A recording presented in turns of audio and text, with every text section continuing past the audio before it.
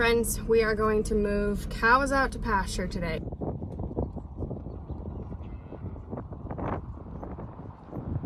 Some of them, not all of them. We're not fully populating. Things have been, it's been a dry summer last year. It was a dry-ish fall, somewhat dry winter, dry spring, and a very cold spring. So the grass is just a little bit behind. Our smallest pasture is good to go, so we're gonna fully populate that one today. It's not very big at all. It's like 6, 7, 8 head we put up there usually. So, and then plus the bull.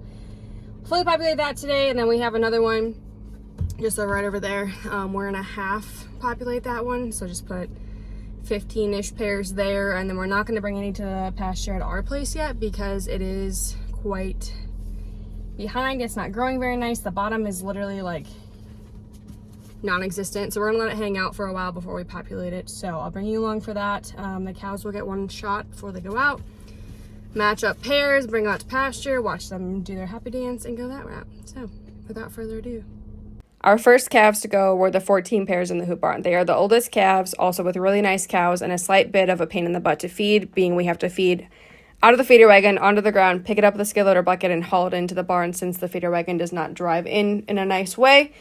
So they were the chosen ones to go first. We ran them up via vehicle alleyways so they could get their vaccination and go on the trailer directly through the chute.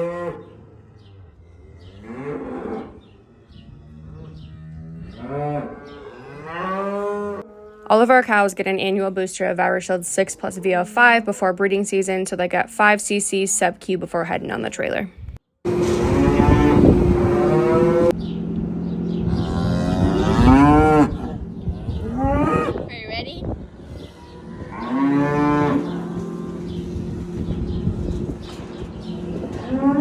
Perfect. Surprise, surprise, I forgot to record me giving vaccinations to cows because I was really focused on that. So here's a video of me shoving calves on the trailer. The cows get on the trailer very willingly. They're very excited. They know exactly where they're going, and the calves have no idea. So it is a workout to shove them through the tub onto the trailer with their moms.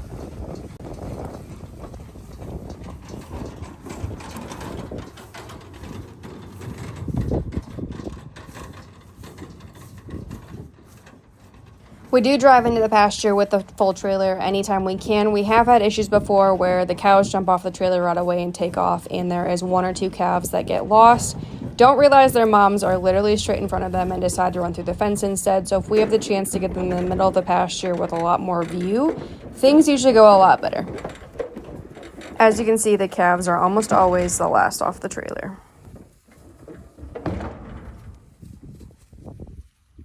Good job, girls.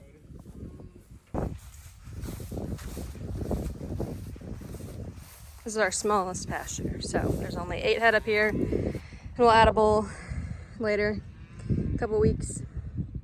Got them all paired up. Girls got their pre-breeding shots, ready to rock and roll, enjoy summer.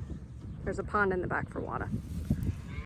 Now we're headed with the second load to another pasture, and this is one where there is a creek, and sometimes the cows will cross immediately, and the calves or a calf refuses to cross. So we bring this side by side just in case one of them decides to lose their marbles, and for some reason calves just decide to run the opposite direction. So if we need to, we have it. Generally, in our case, if we bring it, we don't need it. So it is cheap insurance at this point.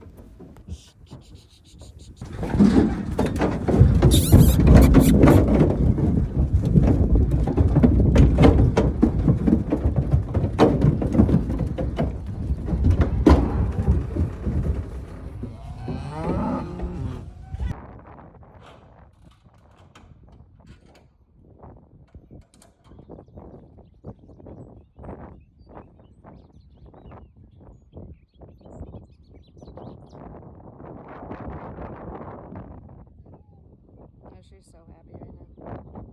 Leave go.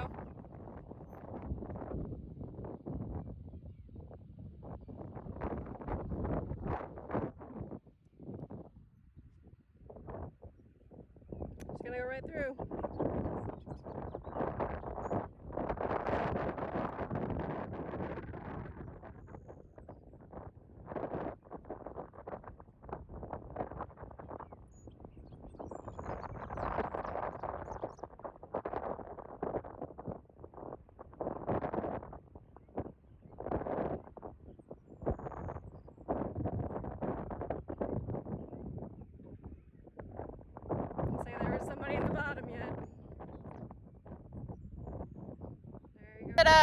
over there already. Happy go lucky, across the creek already.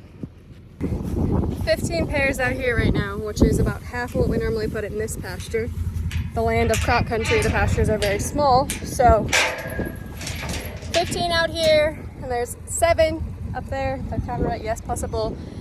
We'll bring more out here in a couple weeks. We are going to lock them in the back half back there to rotate a little bit. So the grass up here is really nice, and the middle is decent, and the back is really good, so we'll rotate a little bit, let it grow while they're out here, which is why it's not fully populated, and they're happy. So cows on pasture will forever be one of my favorite things in the entire world. And they crossed the creek right away, which is actually really good, and they're talking to the cows across the way right now. We live in the land of no branding, so nobody around here brands their own cattle unless they have, I'm struggling hard. It is what it is right now, friends. Okay, nobody around here really brands their cattle. Shut this thing off. Okay, nobody around here really brands their cattle. So around here you have good neighbors, you have different tag colors, and then a lot of us have different colored cows. So across the way, he does have black cattle and some red cows. They have different tags. Normally we don't have issues. They look a little different than ours usually, I think, too. And then the neighbor over there has Shars, or like red Shar crosses, and all Shar calves. So it is really easy for us to tell if we have a calf on the wrong side, or, you know, if a cow gets out. People around here know, like, hey, it's a blue tag, it's mine. If it's a, you know, yellow tag, it's probably Bobby's, or, you know, the neighbor's, or Susie's, or whoever. So it is really easy to tell that way. And then you just have trust your neighbors. You have good neighbors. We work together really well. We had a calf in their pasture last year for like a long time. At the end, he was already weaned, and I was like, you dummy. So when they sorted to bring off of pasture in the fall, they just trailered him over to our place because he was just kept going back. And we're like, it is what it is. So around here, you trust your neighbors. You tag your cows with certain colors, and you have different colored cattle a lot of the time. So it's pretty easy for us. Do have one red calf here, so we will make sure they know that, because they have like red cows and calves usually. So last year we had a red cow at our place. It was a little confusing. We'll just make sure they know there's a red calf. So if there's a red calf on the wrong side of the fence, it's probably ours, not theirs. That's just how it goes. Ready to go home, Ness? The chosen children got to go out today. Our oldest 14 that were in the hoop barn got to go out. Some of them that were in the center shed, and then a couple who were lucky enough that their calves were standing next to them by the gate were the chosen ones today. So populated enough to let it grow, but it gets some cows out. We'll get more out in the next week. They're jealous, but they get to wait. Thanks for hanging. Make sure you like and subscribe, and find me on other social media platforms.